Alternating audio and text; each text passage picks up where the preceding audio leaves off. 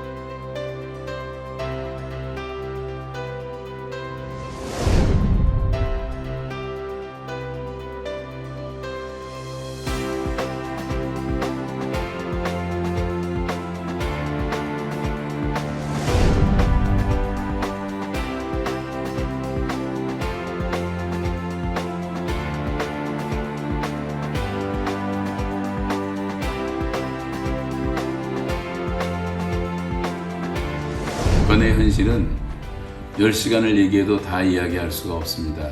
제가 지난 20년 동안 북한 땅을 150번을 다니면서 내린 결론은 이 북한이라는 나라는 공산주의 국가도 아니고 사회주의 국가도 아니고 김일성 독재 왕조 국가도 아니고 북한은 정확히 말하면 정치적으로 종교적으로 완벽한 적 그리스도와 같은 사이비 악질 종교 집단이 되고 말았습니다. 김일성 우상화 작업에만 쓰는 것이 국가 예산의 40%를 쓰고 있습니다. 손바닥만한 땅에 김일성 동상이 수만 개가 세워지고 영생탑이 수천 개가 세워지고 혁명 사적관이 수만 개가 세워지고 그리고 금수산 궁전이 세워지고 김일성, 김정일 부자 사진은 전국의 방마다 가정마다 수천만 개가 걸려 있습니다. 북한에는 오직 김일성 종교만 허락이 됩니다. 공식적 교회가 두 곳이 있지만 그것은 노동당 산하, 소위 말하는 돈벌이하는 외화벌이 수단으로만 사용되고 있습니다. 저도 나름대로 힘써서 굶어 죽어가는 백성들을 살리기 위해서 18년 동안 애를 썼음에도 불구하고 김일성 동상이 무너져야 한다는 그 설교 하나 때문에 사형 선고를 하고 그래서 2년 7개월 9일 동안 저는 감옥에서 살았습니다.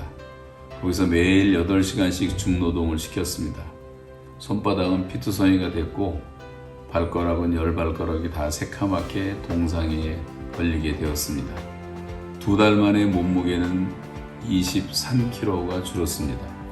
12지장이 상하고 또 3개월 동안 거의 논스톱으로 설사를 하고 또 복통이 와서 한 달 동안 잠을 못 자고 시달리기도 했고 걷기도 불편할 정도로 몸에 염증 같은 것이 생겨서 결국은 병원으로 실려가서 8시간 동안 마취를 하고 전신 마취를 하고 수술을 받기도 했습니다. 그리고 다시 감옥에 돌아와서도 매일 8시간씩 중노동을 시켰습니다. 그러다가 949일 만에 하나님의 은혜로 석방되었습니다. 그들은 노골적으로 김일성을 조선의 하나님으로 믿도록 강요하고 있습니다. 그러니까 북한 땅에는 종교의 자유라는 것은 존재하지 않습니다. 지하교인들은 수없이 다 순교를 당하거나 정치범 수용소에 끌려가서 짐승보다 못한 학대를 받습니다. 북한에서는 최고 존엄 모독죄라고 하는 죄는 용서받을 수 없는 이 사형에 해당되는 죄가 되었습니다. 김일성이 일으킨 이 전쟁과 고난의 행군을 통한 굶주림과 그리고 감옥 안에서 죽어간 사람이 약 800만 명이 됩니다. 그들은 살인 집단이 되고 말았습니다. 지구상에 존재해서는 안 되는 아주 악질적인 종교 집단이 되고 말았습니다. 북한 땅에는 인권이라고 하는 것은 존재하지 않습니다. 지금도 백성들은 굶주림과 부자유와 억압과 감시 속에서 마치 창사 없는 감옥 같은 곳에서 신음하고 있습니다. 이제는 온 세계가 힘을 합쳐서 북한 백성들을 악의 집단에서 해방시켜 주어야 합니다. 사망으로 끌려가는 것을 보면서도 외면해서는 안 됩니다. 국제사회가 할 수 있는 모든 역량을 다해서 북한 백성들을 해방시키는데 최선을 다해 주시기를 부탁드립니다. I don't think they're separate issues at all. Matter of fact, one of the key things from this summit is a push to break down the great internet firewall that Chinese government has put around that country. So you can't get access to the internet if you're a Chinese citizen. So any limitation of information, to me, is a part of this, particularly if it's of religious material. And we're seeing this in other countries. Pakistan has limited access to religious material. North Korea is one of the really the worst places on earth on religious persecution. And so really it needs to have as much access to information, religious information and other information that it can have. And I would urge people to support that, to have that information. Now I know it has ties with a foreign policy agenda or issues that are there, but we can't move away from our principles. And one of the principles that we have is freedom of speech. And a key part of that's information. My hope is that democratic countries like South Korea would fight through and stand for their basic principles, like religious freedom, like freedom of speech, freedom of assembly. What I can say is this, is that it is frightening to see the practices of the Chinese Communist Party, or at least some of its principles, elements of its principles, being exported off to other countries. So, for example, South Korea unfortunately has become a country where there was a rise of socialism, A lot of people, as a result of that, have not been getting jobs, especially folks in my generation and the generation a little bit above me. So that's the reason why people should really also pay attention, because the case of South Korea, right, could also unfortunately become the cases of many other countries, right, that have not yet turned towards the ways of the Chinese Communist Party. But in a way, if it also becomes another country like South Korea, we're making the case that we're pretty much going to be doomed in the future. When you spoke to me before your interview today, I'm really truly shocked about this. Here in the West, we hear, as you say, that a lot of missionaries come from South Korea, and there's religious freedom in South Korea. But there's this communist leaning, you're saying, this leader that leans towards communist sentiments. It's extremely dangerous. And please, I urge the population to wake up to what is coming their way. Because look at what happened in USSR. Look at what happened when the churches closed. This is just the beginning. And we must remember that the government has to take the lead from the people. The freedom comes from the people, and the people have to wake up to this. Otherwise, really, the control will be taken away from the people. And I really wish you well. Religious freedom is the basic right that we have, and I really encourage the Korean people, South Korean people. Otherwise, just north of you, look at what's happened there. I really wish you well. I think this is a development that a lot of Americans would be surprised to learn. We know for generations that the North Korea has been a notorious abuser of human rights, has had no respect for its people. But I think a lot of Americans would be surprised to hear that it's not just North Korea that's the problem this time, that the South Korean government is actually working to appease the North Korean government instead of working to expand free speech on the Korean peninsula, instead of supporting North Korean defectors and their human rights work. They're working to appease the North Korean government by suppressing their voice. Well, I think it goes back to really the mantra of the International Religious Freedom Summit. We stand for international or religious freedom for everyone, everywhere, all the time. And that includes in North Korea, the most persecuted place on earth. And for Americans, I think it goes back to learning more about the situation that North Koreans face, and then sharing what you learn, becoming an advocate, raising your voice. And there's no North Korean voices here on the main stage this week, but I think we can all take away the lesson to learn more and advocate on their behalf, even if North Koreans aren't present to speak up for themselves. One of the hats I wear is president of the Save the Persecuted Christians initiative. It's a coalition of scores of groups that have come together on behalf of Christians, obviously most immediately, but people of faith more generally, who are being horrifically persecuted on the largest scale by the Chinese Communist Party. So my worry about what the Chinese Communist Party is up to in terms of not only the nations it has already enslaved, call captive nations, but also those that are in prospect of being enslaved through the Belt and Road Initiative, for example, or through more aggressive action by the Chinese, whether it's India, whether it's South Korea, whether it's Japan, whether it's most especially Taiwan. So all of these things, sort of have at their core a real threat from what I consider to be the world's largest, perhaps the most long-running, transnational criminal organization, namely the Chinese Communist Party. It should be designated as such, it should be regarded as such, and it should be penalized as such.